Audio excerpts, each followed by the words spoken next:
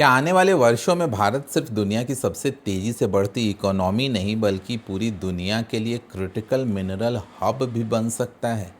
अगर ऐसा हुआ तो इसका सबसे बड़ा फ़ायदा सिर्फ गवर्नमेंट को नहीं बल्कि स्टॉक मार्केट इन्वेस्टर्स को भी मिल सकता है।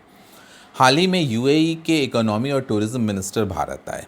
उन्होंने एक ऐसा प्रपोज़ल दिया जो पहली नज़र में एक सामान्य डिप्लोमेटिक मीटिंग लग सकती है, लेकिन अगर आप थोड़ी और गहराई से देखें तो ये भारत की manufacturing, electric vehicles, semiconductor, defence, renewable energy, battery industry और एविएशन सेक्टर के सभी के भविष्य को बदल सकने वाला मीटिंग लग रहा है। उन्होंने कहा कि भारत और यूएई सिर्फ व्यापार नहीं बढ़ाएंगे बल्कि क्रिटिकल मिनरल की सोर्सिंग, प्रोसेसिंग, तीसरे देशों में ज्वाइंट इन्वेस्टमेंट, मैन्युफैक्चरिंग और एयर कनेक्टिविटी पर भी साथ में काम करेंगे।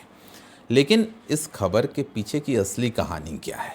यूएई अचानक भारत के साथ इतना बड़ा पार्टनरशिप क्यों चाहता है?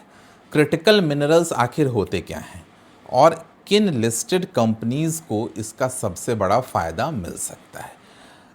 आज हम इन्हीं सभी सवालों को विस्तार से इसको एनालाइज करने की कोशिश करेंगे। दोस्तों, मेरा नाम है सौरभ सुमन और मैं हूं आपका पर्सनल वेल्थ गाइड और आप देख रहे हैं मेरा चैनल इन्वेस्टिंग विद सौरभ। याद दिलाना चाहूँगा, मैं एक सेबी रजिस्टर्ड इन्वेस्टमेंट एडवाइज़र नहीं हूं, इसलिए कोई भी निवेश करने से पहले अपने वित्तीय सलाहकार की राय ज़रूर ले लें।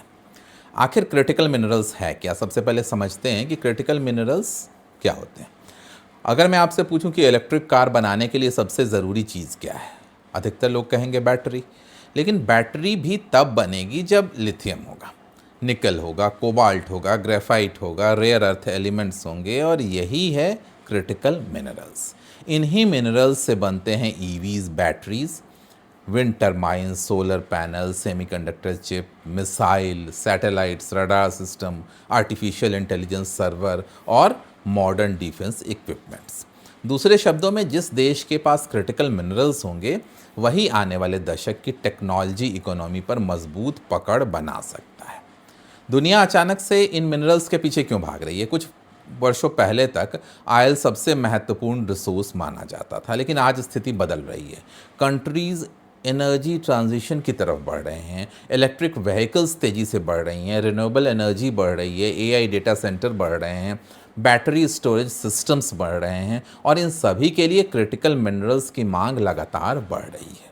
इंटरनेशनल एनर्जी एजेंसी के अनुसार 2030 तक लिथियम की डिमांड कई गुना बढ़ सकती है। रेयर अर्थ एलिमेंट जैसे निकल, कॉपर, ग्रेफाइट, सभी की डिमांड तेज़ी से बढ़ने की उम्मीद है। यानी 21वीं सदी तेल का था, 20वीं सदी तेल का था तो 21वीं सदी का ये नया तेल है। कई एनालिस्ट क्रिटिकल मिनरल्स को नया तेल मानते हैं। चाइना क्यों है सबसे बड़ा खिलाड़ी? लेकिन एक समस्या है कि आज दुनिया के अधिकांश क्रिटिकल मिनरल्स या तो चाइना प्रोसेस करता है या उसकी पूरी सप्लाई चेन पर उसकी मजबूत पकड़ है। कई रेयर अर्थ एलिमेंट्स की प्रोसेसिंग में चाइना की हिस्सेदारी बहुत अधिक है और यही कारण है कि अमेरिका, यूरोप, जापान, ऑस्ट्रेलिया और यूएई सभी अल्टरनेटिव सप्लाई चेन बनाना चाहते हैं और यहीं पर भारत की भूमिका शुरू होती है। यूएई को भारत की ज़रूरत क्यों पड़ गई? यूएई के पास कैपिटल है, फिनेंशियल स्ट्रेंथ है, ग्लोबल ट्रेड नेटवर्क है, पोर्ट्स हैं, लॉजिस्टिक्स हैं, लेकिन मैन्युफैक्चरिंग स्केल, इंजीनियरिंग टैलेंट और स्किल्ड वर्कफोर्स ये सब है इंडिया के पास। यानी दोनों की स्ट्रेंथ अलग अलग है। अगर दोनों मिल जाएं तो ग्लोबल सप्लाई चेन में एक नया पावर सेंटर बन सकता है। तीसरे देशों में निवेश का क्या मतलब है? जो इन्होंने कहा, समाचार में एक बेहद महत्वपूर्ण बात कही गई कि इंडिया और यूएई तीसरे देशों में भी ज्वाइंट इन्वेस्टमेंट करना चाहते हैं। इसका मतलब क्या है? मान लीजिए लिथियम चिली में है, कॉपर जाम्बिया में है, कोबाल्ट कॉन्गो में है, रेयर अर्थ ऑस्ट्रेलिया में है, तो भारत और यूएई मिलकर इन देशों में माइनिंग प्रोजेक्ट्स खरीद सकते हैं, प्रोसेसिंग प्लांट्स लगा सकते हैं और फिर मिनरल्स भारत लाकर वैल्यू एडिशन कर सकते हैं। यानी रॉ मटेरियल विदेश से आएगा लेकिन मैन्युफैक्चरिंग इंडिया में होगी और यही सबसे बड़ी अपॉर्चुनिटी है। इसका भारत को क्या फ़ायदा?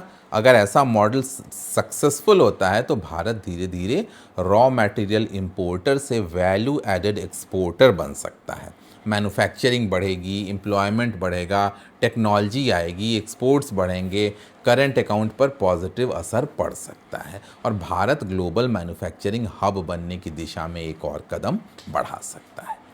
एविएशन डील क्यों इंपॉर्टेंट है? इस मीटिंग में एक और इम्पॉर्टेंट प्रपोजल रखा गया। India UAE air services agreement को एक्सपैंड करना चाहते हैं। फ्लाइट सीट बढ़ाने की बात हुई, इसका मतलब दोनों देशों के बीच और अधिक फ्लाइट चल सकती हैं, टूरिज्म बढ़ सकता है, बिजनेस ट्रैवल बढ़ सकता है, कार्गो मूवमेंट तेज़ हो सकता है। ये केवल एयरलाइंस की खबर नहीं है, ये ट्रेड की खबर है।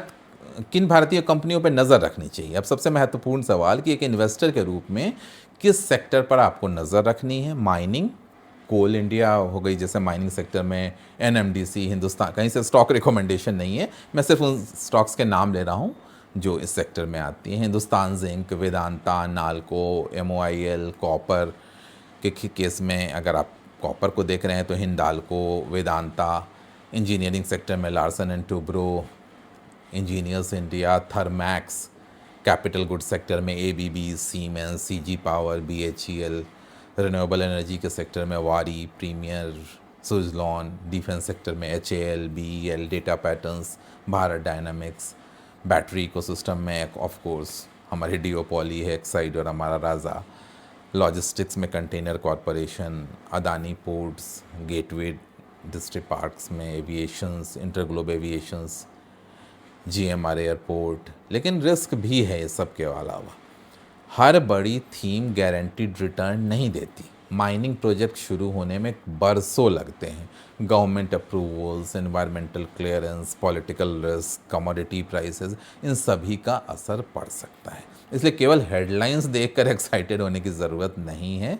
इन्वेस्टर को हमेशा company fundamental, valuation, debt, management quality, execution capability और मैनेजमेंट कमेंट्री सभी का एनालिसिस करके तब आपको अपना इन्वेस्टमेंट डिसीजन लेना है। बड़ी तस्वीर यह है कि अगर पिछले कुछ वर्षों को देखें तो भारत ने PLI scheme, semiconductor mission, electronic manufacturing, defence manufacturing, green hydrogen और बैटरी स्टोरेज और अब क्रिटिकल मिनरल्स, इन सभी एरियाज़ में लगातार काम किया है। और अब अगर यूएई जैसे कैपिटल रिच कंट्री का कोऑपरेशन मिलता है तो भारत की ग्लोबल मैन्युफैक्चरिंग स्टोरी और मजबूत हो सकती है। ये सिर्फ एक डिप्लोमेटिक विजिट नहीं रहा, ये आने वाले दशक की सप्लाई चेन को एक नए सिरे से लिखने की शुरुआत भी हो सकती है। एक समय था जब दुनिया ऑयल के लिए मिडिल ईस्ट की ओर देखती थी। अब संभव है कि मिडिल ईस्ट की कैपिटल और भारत की मैन्युफैक्चरिंग स्ट्रेंथ मिलकर नई इंडस्ट्रियल रिवॉल्यूशन का बेस बने। अगर ऐसा होता है तो आने वाले वर्षों में कुछ भारतीय कंपनियां ग्लोबल सप्लाई चेन के सबसे बड़े विनर्स बन सकती हैं। लेकिन याद रखिए, अच्छा इन्वेस्टर वही होता है जो हेडलाइंस पर नहीं बल्कि लॉन्ग टर्म ट्रेंड्स पर इन्वेस्टमेंट करता है। अगर वीडियो आपको यूज़फुल लगा हो तो आप इसे अपने उन दोस्तों के साथ ज़रूर शेयर करें जो केवल आज का मार्केट नहीं बल्कि अगले 10 से 15 वर्षों का निवेश थीम समझना चाहते हैं। जल्दी ही मिलेंगे ऐसे किसी नए वीडियो के साथ। तब तक के लिए सौरभ सुमन साइनिंग ऑफ।